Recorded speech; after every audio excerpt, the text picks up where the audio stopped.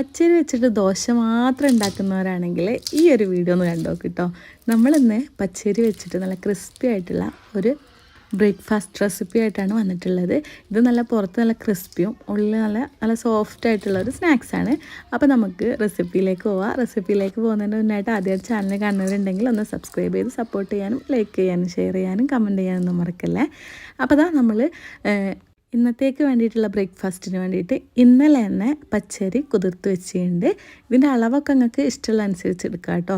ഇനി ഇതിലേക്ക് ഒരു കയ്യിൽ ചോറും ഒരു കോഴിമുട്ടയും കൂടി പൊട്ടിച്ച് വെച്ച് കൊടുക്കുക. നമ്മൾ കുറേ അരിയൊക്കെ വെച്ച് ചെയ്യുകയാണെങ്കിൽ 2 കയ്യിൽ ചോറൊക്കെ എടുക്കുക കേട്ടോ. അതുപോലെ ഒരു കോഴിമുട്ട തന്നെ മതിയാവും. ഇതിലേക്ക് പാകത്തിന് ഉപ്പും 1 ടീസ്പൂണോളം പഞ്ചസാരയും കൂടി ചേർത്ത് കൊടുക്കുന്നുണ്ട്. എന്നിട്ടിത് നമ്മൾ നേരെ മിക്സീൻ്റെ ജാറിലേക്ക് ഇട്ടിട്ട് നല്ലപോലെ അരച്ചെടുക്കുകയാണ് ചെയ്യുന്നത്. നിങ്ങൾ ചെയ്യുമ്പോൾ നേരെ മിക്സീൻ്റെ ജാറിലേക്ക് അരിയെല്ലാം കഴുകിയിട്ടോളൂ കേട്ടോ. ഞാൻ കാണിക്കാൻ വേണ്ടിയിട്ട് ഒരു ബൗളിലേക്ക് ആക്കിയെന്നുള്ളൂ.